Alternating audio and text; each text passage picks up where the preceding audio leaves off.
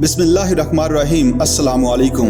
दो अलग अलग कौमें। सामईन, हम जनाब के एच खुर्शीद साहब की ज़बानी कायद-ए-आज़म के सियासी सफ़र और माउंट बैटन के किरदार का हाल बयान कर रहे थे। जनाब खुर्शीद साहब कहते हैं, माउंट बैटन की ज़िद और अनाद का एक सबूत ये भी है कि हिंदुस्तान की तकसीम की गई तो इसने अमृतसर के मुसलमानों की अक्सरियती तहसीलों, फ़िरोज़पुर के मुसलमानों की अक्सरियती तहसीलों और गुरदासपुर के इलाके को रेड क्लब अवार्ड के मुनाफी और बरक्स पाकिस्तान से निकाल कर हिंदुस्तान के हवाले कर दिया। दरअसल ये बात माउंट बैटन के इनाद की वजह से हुई, वरना अव्वल ज़िक्र बात होती तो सिखों का मसला ही ना पैदा होता, और अगर पूरा पंजाब पाकिस्तान में आ जाता तो सिख बरादरी को किसी किस्म की मुश्किलात पेश ना आती। लेकिन कांग्रेस को ये बात कबूल ना थी। अगर पूरा बंगाल चला जाता तो फिर कांग्रेस को आसाम में भी खतरा नजर आता। दूसरी तरफ कांग्रेस ने सिखों को भी भड़काया हुआ था, क्योंकि अंग्रेज़ों और कांग्रेस की ये मिली जुली सोच थी कि पाकिस्तान ज़्यादा देर तक नहीं चलेगा, लिहाजा बेहतर यही है कि इसको पहले ही इतना काटो कि वो और ज़्यादा कमज़ोर हो जाए। ताहम अल्लाह ताला के फजल व करम से इनकी ये नापाक कोशिश कामयाब ना हो सकी। जनाब खुर्शीद साहब कहते हैं कि अगर माउंट बैटन की बात में वज़न किया था, कायद-ए-आज़म की कामयाबी की सबसे बड़ी खूबी ये थी कि उन्होंने पहले तो अपने मुसलमानों को एक कौम की हैसियत से मनवाया कि हम एक अलहदा कौम हैं, और जब इनके नज़रिए की एक फ़लसफ़ियाना बुनियाद पड़ गई तो फिर कहा कि बैनुल-अक़वामी कानून के तहत कौम के लिए एक वतन होना बहुत ज़रूरी है, कोई भी कौम बेवतन नहीं हो सकती। तीसरी बात यह है कि जमहूरियत के असूल में वतन वही होगा जहाँ तुम्हारी अक्सरियत होगी। इस तरह कायद-ए-आज़म ने इन तीन असूलों को मद्देनज़र रखा और कौम, वतन और जमहूरियत की बुनियाद पर उन्होंने बरतानिया के तमाम बड़े बड़े कानूनदानों को लाजवाब कर दिया। मगर माउंट बैटन ने ज़्यादा से ज़्यादा ये किया कि चूहे की तरह कुतर कर पाकिस्तान के नक्शे में बददियानती कर दी। जनाब के एच खुर्शीद ने अपनी किताब में मसला कश्मीर पर शेख अब्दुल्ला और कायद-ए-आज़म की मुलाकातों के हवाले से एक बहुत अहम मसले पर रोशनी डाली है, जो आज मसला कश्मीर के हवाले से भी अहम है।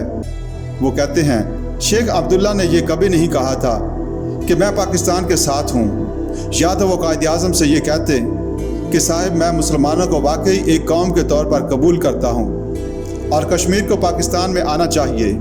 जो लोग ये कहते हैं कि कायद-ए-आज़म अगर शेख साहब को थोड़ा सा लालच देते तो वो इधर आ जाते, मेरी नज़र में वो शेख अब्दुल्ला को नहीं जानते।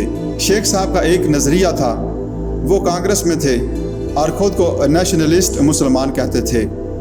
बात यह थी कि मुसलमान अंग्रेज़ों के ज़माने में अपने मुस्तकबिल के बारे में परेशान थे। इन्हें यह एहसास था कि हम अलहदा कौम है, हमारा एक वजूद और हैसियत है, और हमारा जो एक तशख़्ख़ुस है उसे किस तरह से कायम किया जाए। लेकिन चूँकि सब के सब बतौर हिंदुस्तानी माने जाते थे, इसलिए ये बात इनकी समझ में नहीं आती थी कि हम क्या करें। जब क़याम पाकिस्तान का ख्याल सामने आया तो मुसलमानों में दो तबके पैदा हो गए। एक तबका कहता था मुसलमानों का तशख़्ख़ुस इसी तरह महफूज रह सकता है जब इनका एक अलहदा वतन कायम हो जाए। दूसरा तबका ये मौक़िफ़ पेश करता था कि साहिब हिंदू हमारा क्या बिगाड़ सकता है, हम मुसलमान और दलेर लोग हैं, क्या हम हिंदुओं से डर जाएंगे? लिहाजा घबराने वाली कोई बात नहीं, हम अच्छी तरह से इनका मुकाबला कर लेंगे। शेख अब्दुल्ला का ख्याल ये था कि पाकिस्तान बन ही ना सकेगा। इस ज़माने में ये ज़बरदस्त प्रोपेगेंडा था कि पाकिस्तान एक दीवाने का ख्वाब है। खुद मुस्लिम लीग के अंदर बाज़ लोग ऐसे थे जिनका ख्याल था कि शायद पाकिस्तान का नारा महज सौदेबाजी के लिए है। मैं आपसे अर्ज़ करूं कि कायद-ए-आज़म 1944 में शेख अब्दुल्ला की दावत पर भी कश्मीर में गए थे और वहाँ उनकी 6-7 मुलाकातें बड़ी तफसील के साथ हुई थीं। इस मौके पर कायद-ए-आज़म ने शेख साहब से कहा, देखो शेख अब्दुल्ला, जितनी तुम्हारी ज़िंदगी है इससे ज़्यादा उम्र मैंने सियासत में गुजारी है। मैं बहुत अरसा हिंदुओं के साथ गुजार चुका हूँ, तुम इन लोगों को नहीं जानते, ये लोग तुम्हें तंग करेंगे। मगर शेख अब्दुल्ला का नज़रिया कुछ और था। उन्होंने कहा कि नहीं जनाब, मेरी सियासत अलग है और आपकी सियासत अलग। 1944 के बाद शेख अब्दुल्ला ने खुद ही इनकार कर दिया, तो इसके बाद कोई मौका ही नहीं आया कि शेख साहब को अपने साथ मिलाया जा सके। जनाब खुर्शीद साहब कहते हैं ایک مدت تک یہ پوزیشن رہی کہ اگر آپ مقبوضہ کشمیر میں جائیں تو وہاں 14 اگست کو لوگ پاکستانی جھنڈے لے کر میدان میں آ جاتے ہیں۔ اگر پاکستان ہاکی، فٹ بال یا کرکٹ کے میچ میں کامیابی حاصل کرتا ہے تو مٹھائیاں تقسیم ہوتی ہیں۔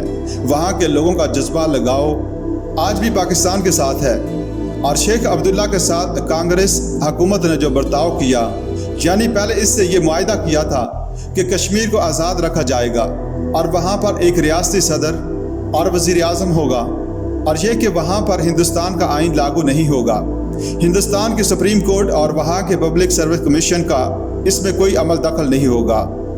مگر بعد میں کانگریس حکومت نے آہستہ آہستہ ان سے تمام چیزیں چھین لیں، حتیٰ کہ بعد میں روزمرہ کے ریاستی امور میں مداخلت کی جانے لگی۔